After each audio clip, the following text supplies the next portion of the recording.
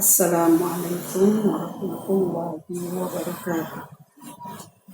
Alhamdulillah, alhamdulillahilladzi hadana li hadza wa ma kunna linahtadiya laula an hadana Allah. Wassalatu wassalamu ala asyrafil anbiya'i wal mursalin sayyidina wa habibina wa syafi'ina Muhammad sallallahu alaihi wasallam wa man tabi'ahu bi ihsanin ila yaumiddin, amma ba'd. Yang saya hormati para pemirsa di mana saja berada, puji syukur kehadirat Allah Subhanahu wa taala kita panjatkan selalu, di mana tinggal beberapa hari lagi Ramadan akan meninggalkan kita. Dan kita mohon kepada Allah agar hari-hari terakhir ini bisa kita isi dengan hal-hal yang bermanfaat dunia dan akhirat. Para pemirsa, ayat yang akan kita bahas saat ini adalah surah Al-Munafiqun. Surat yang membahas tentang sekelompok orang-orang yang mempunyai sikap bermusuhan dengan Rasulullah dan orang-orang Islam, mungkin bukan hanya pada masa Rasul, tapi juga pada masa kita saat ini, di mana kemunafikan seseorang tidak bisa diketahui. Bahkan Rasulullah SAW sendiri tidak mengetahui siapa di antara sahabatnya yang memiliki atau memendam sifat munafik.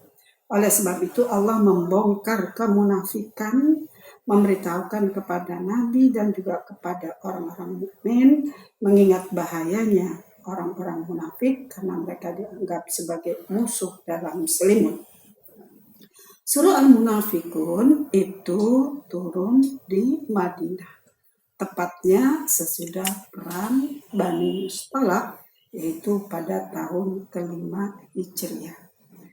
Isi kandungan ayat ini memang terfokus pada perilaku orang-orang munafik, yaitu orang-orang yang ucapannya berbeda dengan apa yang ada di dalam hatinya atau niatnya.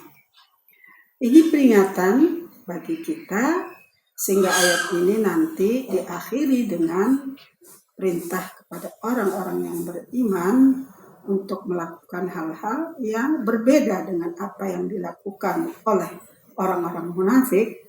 Di antaranya adalah perintah untuk tidak terlengahkan oleh harta dan anak-anak. Karena sifat kemunafikan timbul karena ingin selalu mencari maslahat, karena ingin selalu mengejar harta, kekayaan dunia, sehingga mereka melalaikan kehidupan akhirat.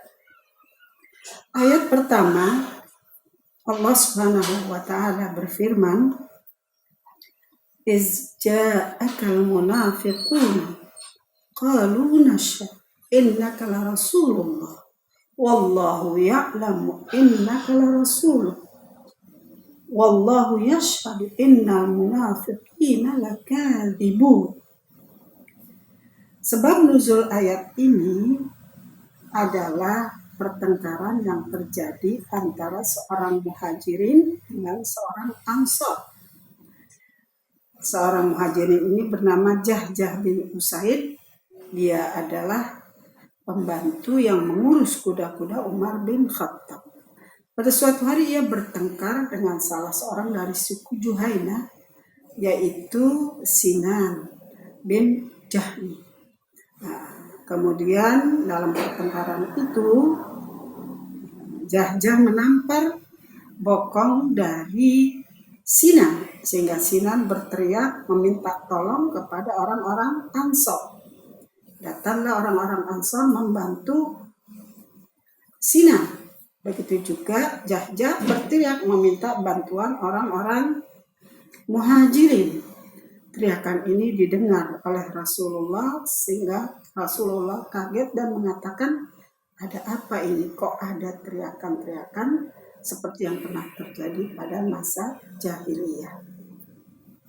Nah, Salah seorang ketua dari suku Juhayna, yaitu Abdullah bin Ubay, mendengar juga apa yang terjadi pada dua orang, yaitu Sinan dan Jahja. Sehingga dia sangat marah karena Sinan sempat ditampar bokongnya oleh Jahja. Sehingga dia mengatakan kepada kaumnya, apa sebenarnya yang telah engkau perbuat? Engkau telah memberikan tempat kepada Muhammad. Seandainya engkau tidak memberi mereka tempat, tentu mereka akan berpisah dengan Nabi Muhammad. Sebelumnya, ketika pulang dari perang Bani Mustalak ini, Abdullah bin Ubay juga pernah berucap bahwa setelah mereka kembali ke Madinah, mereka akan mengusir Nabi dan orang-orang mukminin dari Madinah. Ucapan Abdullah bin Ubay ini didengar oleh seorang sahabat yang bernama Zaid bin Arqam. Kemudian Zaid melapor kepada pamannya dan pamannya mengadu kepada Rasul sehingga Rasul memanggil Zaid bin Arqam. Kemudian Zaid menceritakan apa yang dikatakan Abdullah bin Ubay. Rasul juga memanggil Abdullah bin Ubay dan menanyakan kebenaran apa yang dikatakan oleh Zaid. Namun di sini Abdullah bin Ubay bersumpah tidak mengatakan hal tersebut. Sehingga akhirnya Nabi condong untuk menduga bahwa Zaid bin Arqam telah berbohong. Hal ini dirasakan sebagai suatu keresahan yang sangat oleh Zaid bin Arqam karena ia diragukan kejujurannya. Namun pada keesokan harinya turunlah ayat dari surah Al-Munafikun ini yang membenarkan perkataan Zaid dan Nabi memanggil Zaid dan membenarkan ucapannya. Surah Al-Munafikun dimulai dengan firman Allah Subhanahu wa taala, "Iz ja'akal munafiquna qalu nashhadu innaka la rasulullah." Ketika datang kepadamu Muhammad orang-orang munafik, di mana mereka itu bersaksi atau bersumpah bahwa sesungguhnya engkau adalah utusannya Allah. Di sini kata yang perlu kita perhatikan adalah nasyad. Nasyad di sini berasal dari syahida yashhadu. Kalau kami nasyad, artinya adalah melihat dengan mata kepala atau dengan mata hati. Tapi bisa juga dikatakan sebagai sumpah. Nah, di sini orang-orang munafik datang kepada Nabi Muhammad bersumpah meyakinkan Nabi bahwa mereka percaya bahwa Nabi adalah utusannya Allah Subhanahu wa ta'ala. Padahal apa yang mereka ucapkan ini tidak benar. Apa yang mereka ucapkan dengan lidah mereka tidak sama dengan apa yang ada di dalam hati mereka. Maka Allah menjawab, "Wallahu ya'lamu innaka la rasul." Jadi untuk membuktikan kebohongan mereka, Allah mengatakan, dan Allah mengetahui sesungguhnya engkau ya Muhammad adalah utusannya. Jadi kebohongan yang dikatakan orang munafik direspon oleh Allah dengan pernyataan bahwa Allah tahu memang Nabi Muhammad adalah Rasulnya. Sehingga mereka tidak perlu bersaksi atau bersumpah, padahal sumpah mereka itu bukan sumpah yang sebenarnya. Wallahu yashhadu innal munafiqina lakadzibun. Dan Allah menyaksikan bahwa sungguhnya orang-orang munafik itu maha pembohong, ya, sangat pembohong. Maka redaksinya kadzibun, sebab kadzaba bohong. Kadzibun isim fa'il atau pelaku dari kebohongan yang selalu melakukan kebohongan. Di sini Allah menjelaskan bahwa kebohongan itu mereka tunjukkan dengan mengakui kerasulan Nabi Muhammad padahal hati mereka tidak mengakui.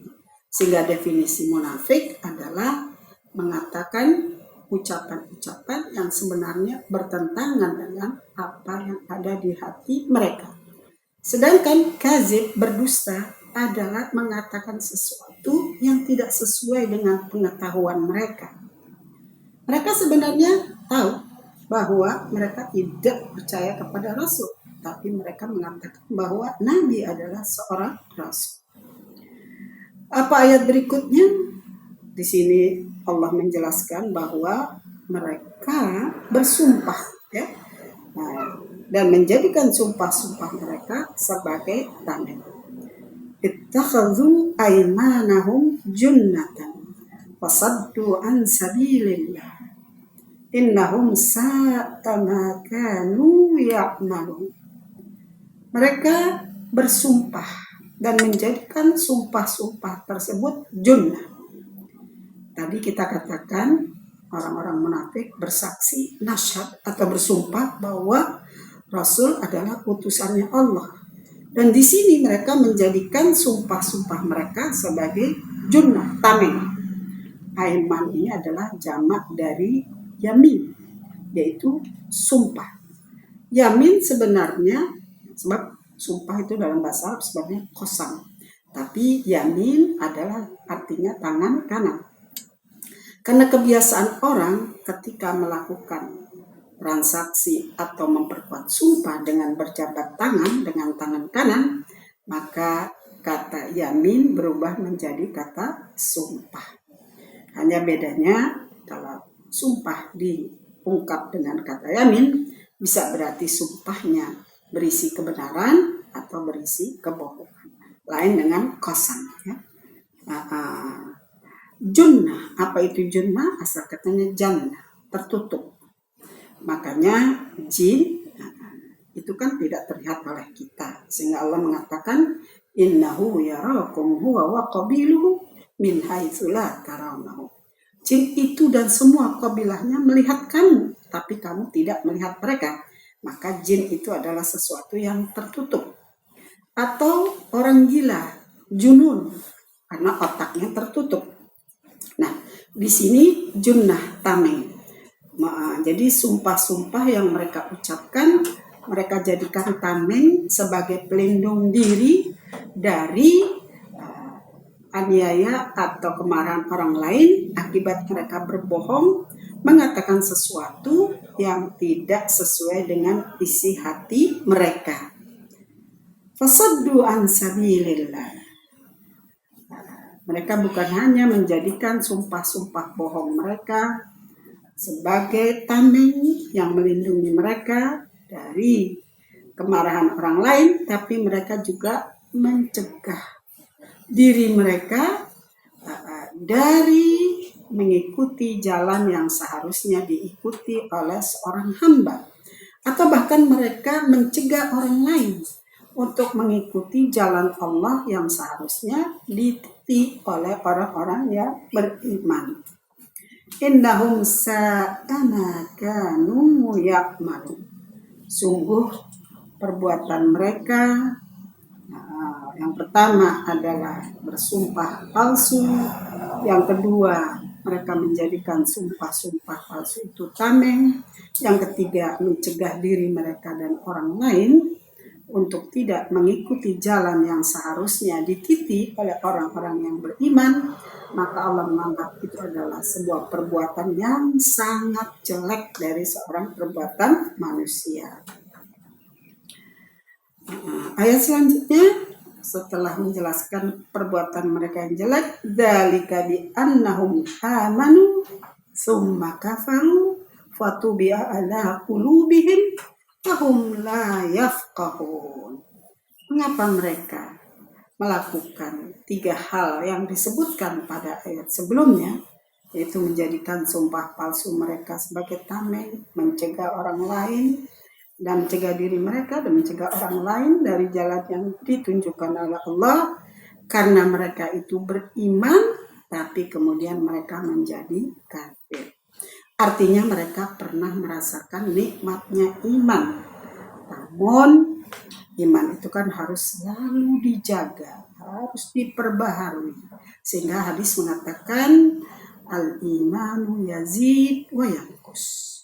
Ada orang-orang yang beriman tapi tidak berusaha menambah keimanan mereka. Ada juga orang yang beriman tetapi terus menambah keimanan mereka. Sehingga mereka meningkat keimanannya di sisi Allah Subhanahu wa Ta'ala. Nah, orang-orang yang tidak meningkatkan keimanannya dengan amal saleh, dengan mendengar nasihat-nasihat, tausiah dan sebagainya, mereka itu imannya akan terus terkikis. Bahkan mereka itu bisa berubah menjadi orang-orang yang kufur, yang tidak lagi percaya kepada Allah Subhanahu wa Ta'ala. Nah, inilah yang dilakukan oleh orang-orang kafir.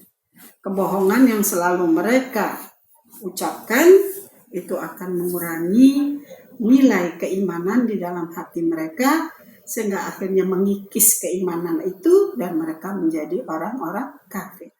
Apa dampak dari kekafiran mereka? Fatubi'a ala qulubihim fahum la yafqahun. Maka Allah tutup hati mereka, Allah cap hati-hati mereka, sehingga mereka tidak lagi bisa memahami ajaran agama. Orang yang tertutup hatinya sulit untuk menerima kebenaran, sulit untuk mendengar nasihat, sehingga dengan nasihat itu dia bisa berubah. Dan orang-orang tutup hatinya, mereka tidak pernah mengerti apa ajaran agama dan mereka tidak akan pernah memperdalamnya, ya. Itulah akibat dari kekufuran yang akibatnya adalah ditutupnya hati mereka. Jadi bukan karena Allah zalim menutup hati manusia, tapi mereka sendiri yang enggan menggunakan telinganya untuk mendengar nasihat, tidak membuka matanya untuk melihat kekuasaan, kemampuan, keesaan Allah Subhanahu wa Ta'ala, dan tidak menggunakan akalnya untuk menalar, dan tidak menggunakan hati nuraninya untuk menalar dan menghayati apa yang terjadi di sekelilingnya. Nah, ini ciri-ciri orang munafik dari sisi sikap. Nah, sekarang kita akan memasuki ayat yang menjelaskan bahwa mereka punya ciri-ciri yang bersifat zahir. Di antaranya adalah firman Allah, wa idza ra'aitahum tu'jibuka ajsamuhum wa iyaqulu tasma' qaulihim ka'annahum khushubun musannada yahsabuna kulla sayhatin 'alaihim humul adu fahdharhum qatalahumullah anna yufakun. Allah menjelaskan bagaimana penampilan luar orang-orang munafik, yaitu apabila engkau melihat mereka, engkau pasti akan dikagumi, akan menjadi kagum terhadap tubuh-tubuh mereka, yang karena memang mereka sangat memperhatikan penampilan tubuh yang kalau sekarang itu gagah, tinggi, semampai, wajah yang ganteng, dan inilah yang ditampilkan oleh pemimpin orang-orang munafik ketika itu, yaitu Abdullah bin Ubay, dengan penampilannya yang mengagumkan orang lain. Sehingga ketika mereka berbicara, omongannya didengar. Karena biasanya orang punya penampilan yang baik, kemudian tubuh yang bagus, itu punya kewibawaan atau gaya tarik tersendiri, sehingga ucapannya didengarkan. Padahal ucapan mereka itu tidak berdasar, tidak punya akar, tidak punya landasan. Sehingga walaupun mereka memiliki tubuh yang indah, memiliki ucapan-ucapan yang manis, memukau, mereka diibaratkan sebagai ka'annahum khushubun musannada, batang-batang kayu yang tersandar, tidak bergerak, tidak bisa menggerakkan anggota tubuhnya untuk memberi kemanfaatan kepada orang lain.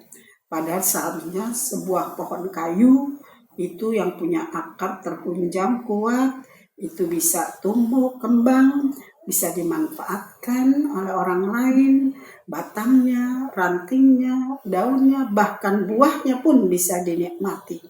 Nah, tapi mereka sebaliknya, karena tidak punya tujuan hidup, tidak punya pegangan hidup, mereka diumpamakan seperti kayu-kayu yang teronggok, tidak mampu berbuat apapun, la haula wala quwwah. Yahsabuna kulla sayhatin alaihim.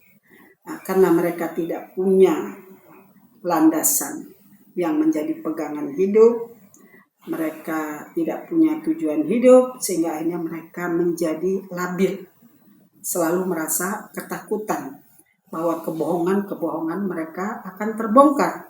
Sehingga setiap teriakan keras yang mereka dengar, mereka menyangka itu adalah bencana yang akan menimpa mereka. Apa ayat selanjutnya? Humul adu fahdharhum. Allah Subhanahu wa taala mengatakan mereka itulah musuh. Kenapa? Mereka menunjukkan simpati, empati, berkawan dengan orang-orang muslim. Tapi sebenarnya mereka menyimpan dendam kesumat dan siap menanti kesempatan untuk melaksanakan dendam tersebut. Nah, ini tentu musuh yang lebih berbahaya daripada musuh yang nyata. Sehingga mereka dikatakan sebagai musuh dalam selimut. Apa pesan Allah? Fahdharhum. Berhati-hatilah terhadap mereka. Jangan mudah terkecoh oleh omongan manis mereka. Jangan terkecoh oleh bujuk rayu mereka. Karena Allah akan melimpahkan kepada mereka bencana. Qatalahumullah. Allah akan membinasakan mereka. Allah akan menjauhkan mereka dari rahmat dan semua karunia yang baik kepada mereka serta hidayah Allah. Anna yufakun. Ke arah mana mereka akan dipalingkan? Ayat berikutnya setelah menjelaskan sosok penampilan orang-orang munafik, maka ayat berikut ini menjelaskan bagaimana sikap mereka terhadap ajakan kebaikan. Wa idza qila lahum ta'ala yastaghfir lakum rasulullahi lawaw ru'usahum wa ra'aitahum yasudduna wa hum mustakbirun. Apabila dikatakan meminta ampun bagimu kepada Rasul agar Allah mengampuni dosa-dosamu, maka mereka memalingkan wajah mereka dari yang mengajak mereka untuk bertobat itu, dan kamu juga melihat mereka itu menolak dengan keadaan penampilan mereka yang takabur atau sombong. Nah, ini menunjukkan bahwa sikap Nabi Muhammad dan orang-orang beriman ketika melihat orang-orang yang berada dalam situasi seperti ini, yaitu sikap dan apa yang dilakukan oleh orang-orang munafik, itu tidak membiarkan mereka, tidak memusuhi mereka, tapi malahan memanggil mereka, menghibau mereka. Nah, di sini tidak ta'ala. Ta'al itu adalah panggilan untuk hadir kepada orang yang jauh. Nah, asal kata ta'al ini tinggi. Ini menunjukkan bahwa orang kalau memanggil itu biasanya dari posisi yang lebih tinggi. Nah, ini juga bisa diibaratkan kepada orang-orang yang mengajak kebenaran itu selalu orang itu berada dalam posisi yang tinggi. Jadi ada yang mengatakan ini Rasul, ada yang mengatakan orang mukmin. Mereka menghimbau kepada orang-orang munafik yang ada di Madinah ketika itu, kemarilah bersama kami. Ya.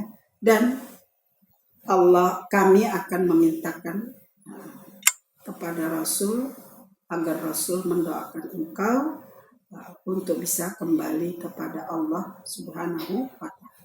Jadi di sini orang-orang mukmin atau Nabi sendiri itu mengajak mereka, menghimbau mereka untuk segera bertobat. Tapi apa respon yang mereka tampakkan?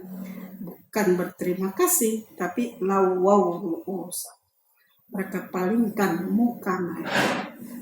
Mereka menggeleng, dan kamu melihat mereka yasuddun, menolak ajakan tersebut, dan bahasa tubuh mereka menunjukkan kesombongan mereka. Artinya mereka tidak merasa perlu untuk bertobat dari semua perbuatan mereka yang menunjukkan ketidakyakinan mereka terhadap risalah Islam atau pentingnya mengikuti ajaran agama, sehingga mereka mengikuti hawa nafsu mereka sendiri. Apa ayat berikutnya? Sawa'un 'alaihim astaghfarta lahum am lam tastaghfir lahum la yaghfirallahu lahum innallaha la yahdil qaumal fasiqin.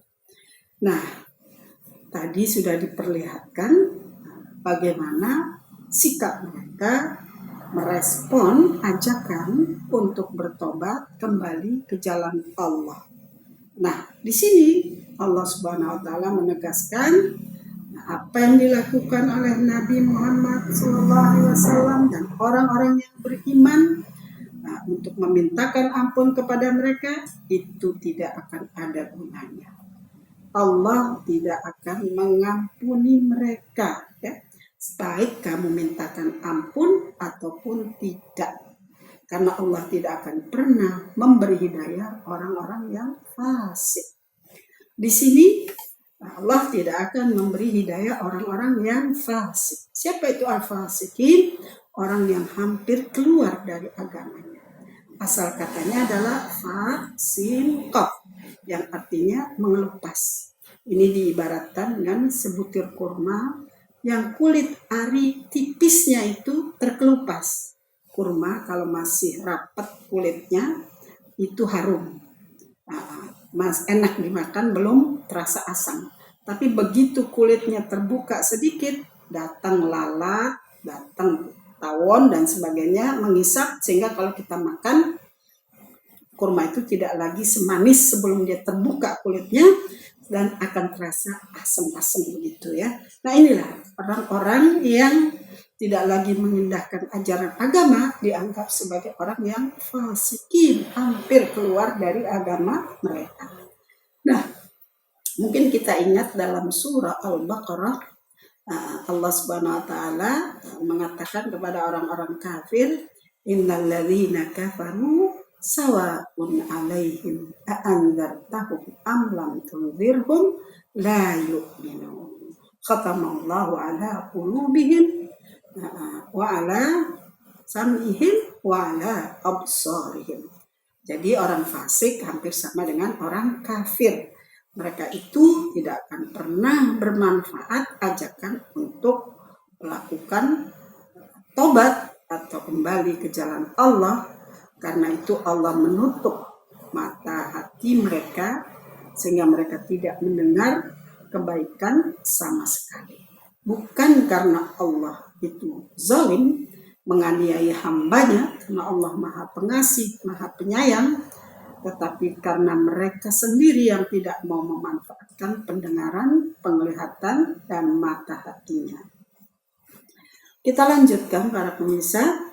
Apa firman Allah berikutnya? Humul ladzina yaquluna la tunfiqu ala man 'inda Rasulillah hatta yanfaddu walillahi khazainus samawati wal ard walakinnal munafiqina la yafqahun. Mereka orang-orang munafik yang kekeh dalam kemunafikannya, mereka itulah orang-orang yang mengatakan kepada sesama temannya, artinya mereka menghasut satu sama lain untuk tidak berinfak kepada orang-orang yang dekat dengan Rasulullah. Terutama fakir miskin yang ketika itu memang ada pada masa Nabi, sekelompok kaum muslimin yang fakir, miskin, yang tinggal di sekeliling Masjid Nabawi yang disebut dengan golongan ahli suffah ya.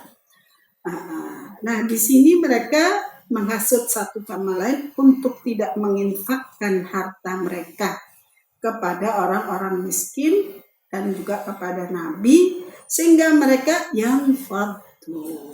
Mereka bercerai-berai, tidak lagi bersatu, sehingga mereka tidak lagi mendiami kota Madinah. Di sini mereka merasa bahwa sumber rezeki adalah mereka.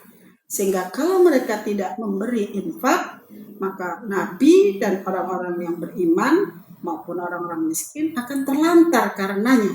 Maka apa Allah berfirman selanjutnya? Walillahi khazainus samawati wal ardh. Walillahi khazainus samawati wal ardh. Bagi Allah lah khazain, jamak dari khazinah, yaitu gudang-gudang penyimpanan harta dan barang-barang berharga. Di mana? Di langit dan di bumi. Ini kiasan bahwa kalau Allah berkehendak, Allah akan mengaruniai Nabi dan orang-orang yang miskin pengikut Nabi karunia-Nya yang berlimpah.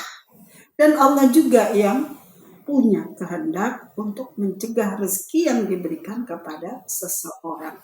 Bayangkan, harta yang dimiliki Allah adalah gudang-gudang harta dan perbekalan makanan selangit dan sebumi ya. Walakinnal munafiqina la yafqahun. Lagi-lagi Allah mencela orang-orang munafik dengan mengatakan mereka itu orang-orang yang tidak paham. Tidak paham kekuasaan Allah, tidak paham keesaan Allah, tidak paham bahwa Allah Maha Kaya. Allah pernah mengatakan di dalam Al-Quran, antumul fuqara wa nahnul aghniya. Kamulah yang sebenarnya miskin, tapi kami Allah, kata Allah, adalah orang-orang yang kaya ya. Jadi Allah merespon kesombongan mereka dengan tidak berinfak. Mereka akan mampu menghancurkan kelompok Nabi, menghancurkan Islam. Maka Allah jawab bahwa Allah yang memiliki sumber rezeki bagi makhluk di langit dan di bumi ya.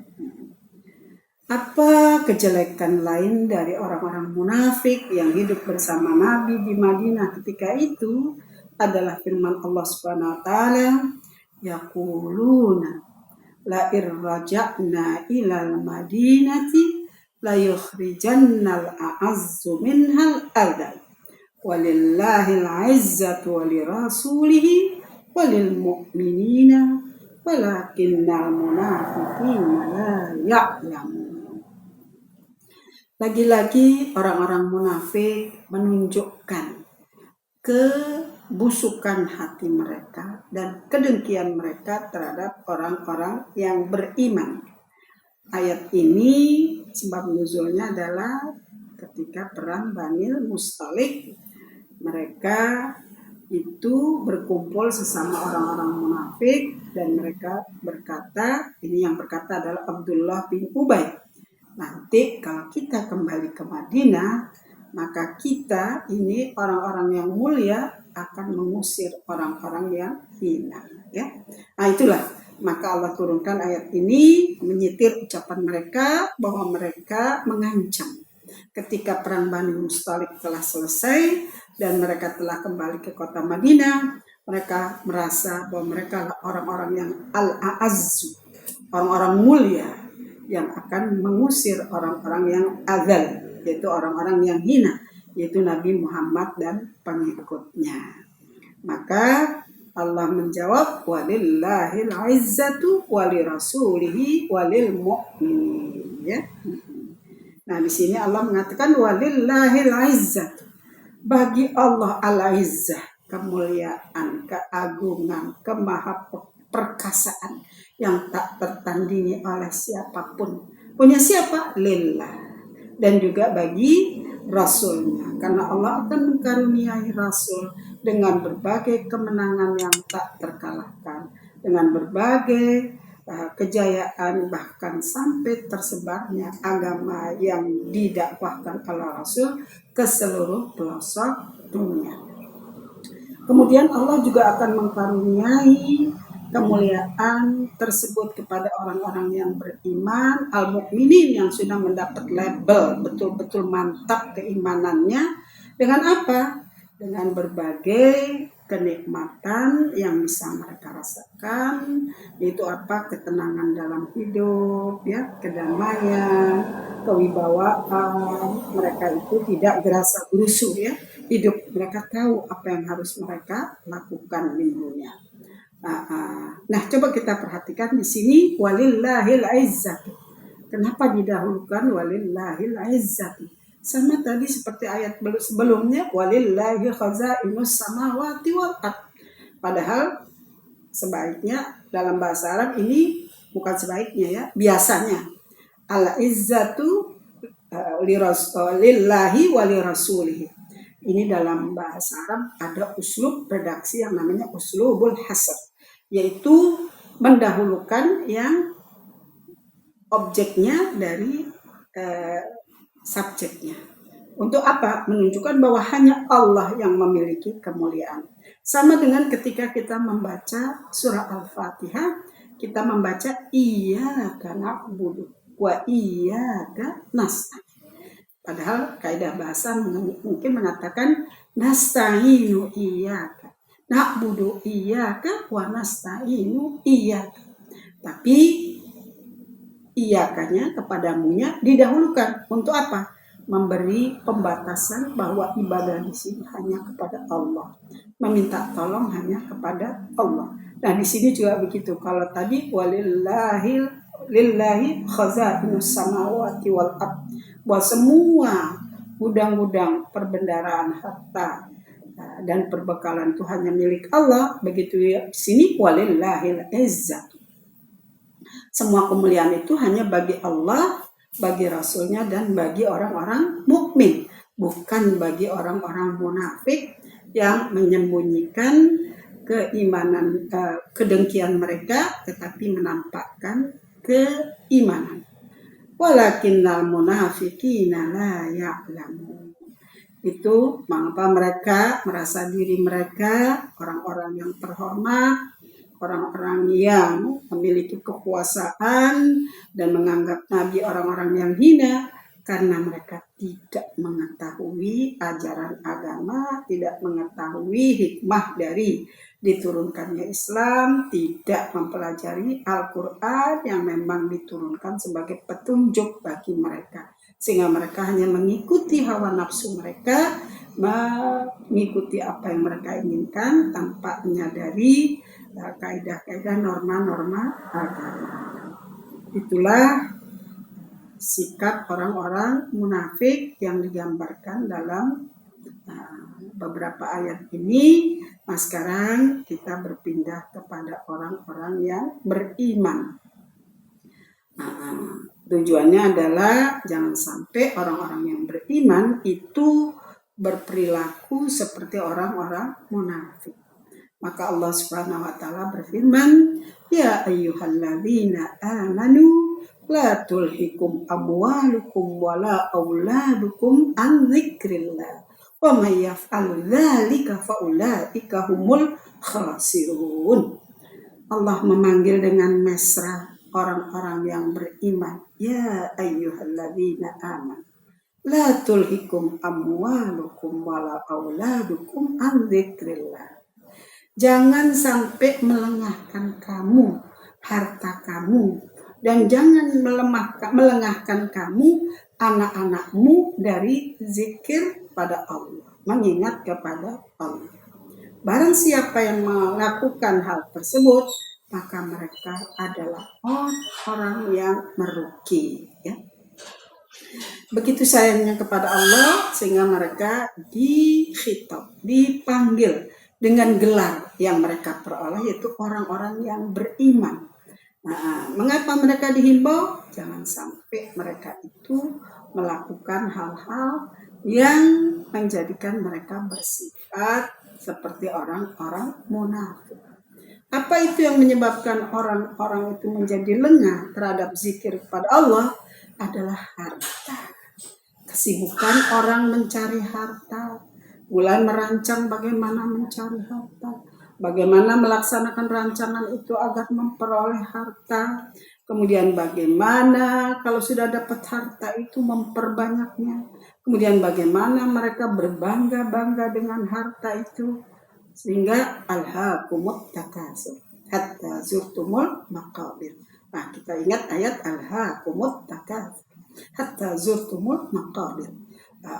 Kamu akan dilalaikan oleh memperbanyak anak, memperbanyak harta, mungkin memperbanyak istri ya, sampai kamu mati mengunjungi kuburan. Padahal kita dikubur, tapi karena kuburan adalah tempat sementara, maka diungkap hanya dengan hatta zurtumul maqabir. Jadi harta itulah yang membuat seseorang lalai terhadap agama. Ini dari sisi bagaimana memperoleh. Belum lagi kalau melihat hukum kita merancang mencari harta itu, apakah dengan cara yang halal atau dengan cara yang tidak halal. Inilah yang melalaikan. Nah, kemudian Allah menyebut auladukum, karena anak itu juga menjadi sumber yang melalaikan seorang ayah dari mengingat Allah. Biasanya seorang ayah akan terpacu untuk mencukupi semua kebutuhan anak, yang primer maupun yang sekunder. Belum lagi hadiah-hadiah dan memanjakan anak. Atau bahkan seorang anak yang lengket sama orang tuanya biasanya sulit ditinggal. Ini pula yang melalaikan orang tua dari mengingat Allah. An-zikrillah. Zikir di sini bukan hanya menyebut dengan lisan, tapi juga menyebut dengan hati. Artinya ketika lidah kita menyebut zikir Allah, hati kita seharusnya membenarkan. Jangan kita berdoa subhanallah, subhanallah, subhanallah, kita enggak khusyuk. Apa yang kita sebut? Sering orang berdoa cepat sekali tuh. Subhanallah, subhanallah, saya belum selesai, habis. Apa yang dibaca sampai selesai? Seharusnya kita akan menyebut subhanallah. Kita sudah belajar beberapa minggu yang lalu, kata subhana adalah mensucikan Allah dari segala sifat yang tidak layak bagi Allah. Maka ketika kita menyebut subhanallah, di hati kita adalah sungguh Engkau maha sempurna ya Alhamdulillah, maha puji, maha suci, maha puji, maha syukur dan sebagainya kepadamu. Jadi mulut mengucap, hati mau aminkan. Jadi bukan hanya sekedar mulut subhanallah, subhanallah, subhanallah ya kan. Saya pernah dengar orang berdoa la ilaha illallah, saking cepatnya dia illah lah, padahal la ilaha illallah. Jadi karena saking cepatnya jadi berubah ucapan itu. Ini harus menjadi perhatian kita karena salah sebut, lagi-lagi salah arti ya. Jadi zikir dengan mulut, zikir dengan hati, zikir dengan anggota tubuh, yaitu melaksanakan semua perintah yang harus kita kerjakan. Sholat, puasa, zakat, bekerja, beramal ya, dan dengan dan meninggalkan yang dilarang. Ini tidak mudah. Meninggalkan yang dilarang itu tidak mudah, perlu usaha keras. Kita malas, harus ditinggalkan. Kita segan melaksanakan hal-hal yang sunnah, cukup yang fardu-fardu yang sayang. Kita harus memanfaatkan waktu untuk bisa mengerjakan yang sunnah dan yang fardu. Karena mungkin yang fardu agak kurang sempurna, bisa ditutupi dengan hal-hal yang sunnah. Jangan berpegang hanya kepada yang wajib, kita tinggalkan yang sunnah, padahal belum tentu yang wajib kita kerjakan itu sempurna kita kerjakan ya. Jadi zikir kepada Allah itu sifatnya sangat luas ya, tidak hanya sekedar mengucap dengan mulut ya. Kalau ini sekedar mengucap dengan mulut, hatinya kemana-mana, ini bisa juga disebut sebagai munafik ya kan. Ini nauzubillah ya. Wa may yaf'al dzalika, barang siapa yang melalaikan diri mereka dengan pencari harta dan mengurus anak-anak, wa ulaika humul khasirun, Mereka itulah orang-orang yang merugi, bukan hanya di dunia tapi juga di akhirat. Biasanya orang kalau sudah sibuk dengan mencari harta, lupa bersilaturahmi. Padahal silaturahmi sangat penting. Allah mengancam orang yang memutuskan silaturahmi. Lupa, tadi saya sudah katakan, melaksanakan yang sunnah-sunnah. Lupa berbakti kepada orang tua. Lupa beramal kepada, berinfak kepada anak yatim dan orang-orang miskin. Nah, mereka lah orang yang merugi di dunia dan di akhirat. Kenapa? Orang yang jarang bergaul pasti tidak dihormati oleh orang lain. Pasti tidak dikenal baik oleh orang lain. Tapi kalau orang yang beramal di tengah-tengah keluarganya, di tengah masyarakatnya, pasti dia akan mendapatkan penghormatan lebih dari orang-orang yang tidak mengamalkan apa yang diajarkan oleh agama. Nah, ayat berikutnya masih pesan kepada orang-orang yang beriman, yaitu apa? Wa anfiqu mimma razaqnakum min qabli ayyatiya ahadakumul mautu wa yaqula rabbi laula asaddaqa wa akum minas salihin. Jadi setelah perintah untuk tidak melalaikan diri dengan mencari harta dan mengasuh anak-anak, sehingga terlalaikanlah semua perintah-perintah Allah yang memang itu diwajibkan kepada kita, maka orang-orang mukmin diperintahkan untuk menginfakkan mimma razaqna, menginfakkan dari karunia yang telah Allah jadikan rizki bagimu. Min qabli ayyatiya ahadakumul mautu, sebelum datang kepadamu kematian. Nah, apa yang mereka katakan ketika kematian itu? Fayaqulu rabbi laula akhartani ila ajalin qarib fa asaddaqa wa akum minas salihin. Nah, mereka bilang, ya Allah, kalau saja engkau beri aku waktu sedikit, tunda kematianku ini, sehingga aku akan menggunakan waktu yang sedikit itu untuk bersedekah, sehingga aku menjadi orang-orang yang saleh. Jadi setelah Allah menjelaskan perintah untuk menafkahkan sedikit dari rezeki yang telah Allah karuniakan, coba mimma razaqnakum. Soalnya wa anfiqu ma razaqnakum, tapi ada kata mim. Ini menunjukkan bahwa yang kita infakkan itu hanya sedikit. Kita lihat bagaimana zakat harta hanya 2,5%. Zakat fitrah hanya sebesar 3,5 kilogram beras. Di samping infak-infak sunnah lain berupa amal jariah, sedekah biasa dan sebagainya, itu atau dianggap sebagai sedikit. Artinya karunia Allah ini sangat banyak. Rezeki Allah itu sangat banyak. Bisa berupa usaha, bisa berupa kesehatan, bisa berupa harta, kekayaan, bisa berupa kemampuan, bisa berupa apalagi ya pokoknya yang bermanfaat bagi manusia, itu semua adalah rezeki. Dan Allah tidak meminta infak dari kita kecuali yang telah Dia karuniai, yang telah kita nikmati, bukan yang belum menjadi bagian dari milik kita, tetapi yang Allah berikan, ada yang Allah minta adalah apa yang telah Allah berikan. Nah, ini di sini ada terkandung bahwa kita memang diharuskan mencari rezeki.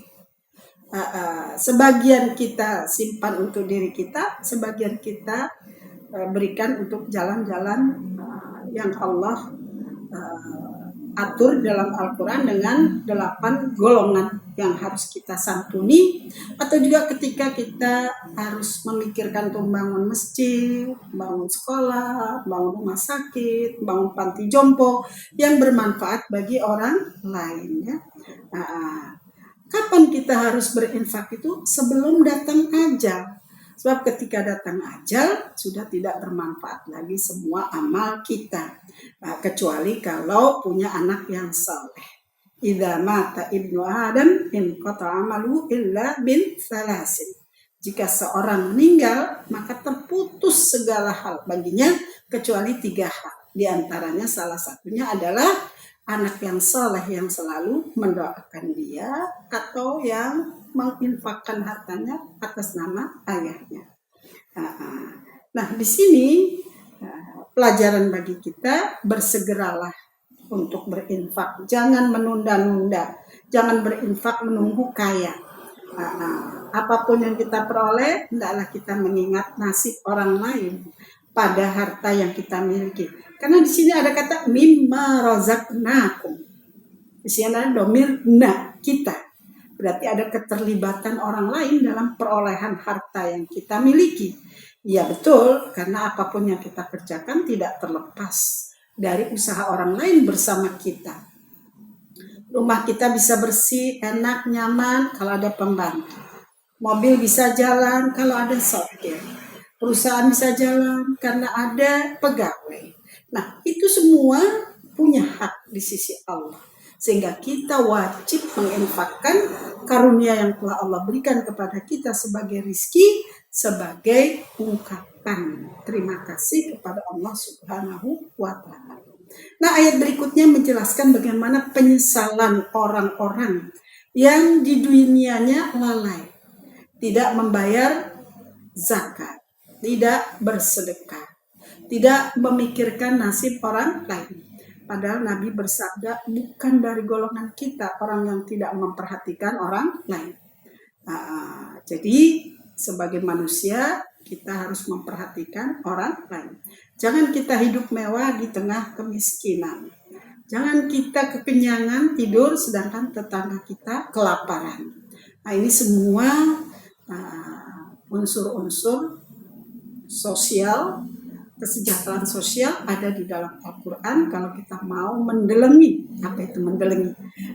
memperhatikan dengan baik pesan-pesan Allah yang ada di dalam Al-Quran. Nah, apa kata orang yang menyesal? Mati tapi belum menginfakkan hartanya yang wajib maupun yang sunnah. Apa mereka bilang? Beri kami muhlah, waktu. Tunda dulu kematian kami. Meskipun waktu yang diberi tunda itu hanya sedikit, sehingga dalam waktu yang sedikit itu akan kami manfaatkan untuk bersedekah.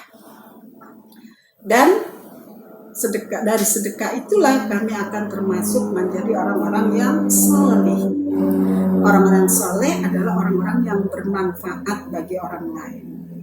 Jadi doa kita, Allahumma ij'al inni minas shalihin, jadikanlah anakku orang yang berguna bagi orang lain, bukan hanya berguna bagi dirinya sendiri. Allahumma ij'al inni minas shalihin, Allahumma ij'al binti minas shalihat. Itu doa kita selalu, sehingga mereka tidak menjadi pengangguran, tidak menjadi beban orang lain, tidak menjadi orang yang menyakiti orang lain, tapi orang-orang yang salihin, bermanfaat bagi orang lain, ya. Apa ayat terakhir dari surah Al-Munafikun? Apakah Allah akan mengabulkan permintaan orang-orang yang menyesal karena tidak berinfak? Wala yu'akhirallahu nafsan idza jaa ajaluha wallahu khabirum bima ta'malun. Allah tidak akan menunda, mengakhirkan seseorang nafsan, karena orang yang meninggal itu nafas yang dicabut, ya. Bukan hanya ruhnya, tapi juga nafsnya. Idza jaa ajaluha, yang bertanggung jawab pada diri manusia itu potensinya itu disebut an-nafs. Sedangkan ruh itu ibarat baterai, HP itu hanya baterainya, ruh. Casingnya adalah jism, tubuh. Sedangkan potensi baterai, potensi HP itu adalah nafsu manusia. Semakin banyak program yang memiliki sebuah HP, semakin mahal harganya. Begitu juga manusia. Semakin banyak memiliki potensi diri, dia akan semakin terhormat di mata manusia dan di mata Allah, ya. Nah, Allah tidak akan pernah menunda ajal yang akan datang kepada seseorang. Idza jaa ajaluha la yastakhiruna sa'atan wa la yastaqdimun. Apabila datang ajal seseorang, dia tidak akan bisa lagi menundanya atau memajukannya. Dan kematian itu adalah keniscayaan. Nah, kemarin kita sudah katakan hatta sampai kamu bersembunyi di hotel di istana yang berlapis-lapis penjagaannya, ya. Wallahu khabirum bima ta'mal. Wallahu, Allah maha mengetahui luar dalam. Khabir, bukan hanya alim. Khabir, maha mengetahui luar dalam dari apa yang kamu lakukan. Itu apa yang kamu ucapkan, apa yang kamu niatkan di dalam hati. Baik sikapmu terhadap agama maupun tindakanmu terhadap perintah-perintah agama. Dan juga perlakuanmu terhadap orang lain. Itulah para pemirsa surah Al-Munafikun yang banyak memberi pelajaran kepada kita terhadap sikap-sikap yang mengungkap kepada kita sikap-sikap orang munafik. Orang munafik ini tidak ada di Mekah karena ketika itu kaum muslimin berada dalam kelemahan. Mereka baru muncul di Madinah terutama pada perang Ahzab, ya. Nah, ini adalah pelajaran bagi kita bahwa tidak semua orang yang kita sangka beriman itu betul-betul beriman kepada Allah. Ada di antara mereka yang beriman karena kemaslahatan, yang beriman karena ada tujuan-tujuan tertentu, bukan karena ikhlas kepada Allah Subhanahu wa taala. Mudah-mudahan sindiran Allah yang datang pada surah Al-Munafikun kepada Abdullah bin Ubay yang telah melakukan perbuatan-perbuatan yang menunjukkan kemunafikan bisa menjadi pelajaran bagi kita. Jangan sampai kita disindir, dicemooh oleh Allah dengan sikap-sikap kita yang tidak sesuai dengan ajaran agama. Dan kita harus selalu ingat bahwa ciri dari orang yang beriman adalah bukan hanya jujur, tidak berbohong, niat dan ucapan satu kata, tapi juga jangan sampai lalai karena harta dan anak-anak, dan jangan lupa selalu menginfakkan apa yang telah Allah beri karunia kepada kita dan kita nikmati, meskipun itu hanya sedikit. Jangan sampai kita menyesal meninggal sebelum kita berinfak. Jangan sampai kita meminta tangguh dari kematian yang mendatangi kita, karena itu semua adalah perbuatan yang sia-sia.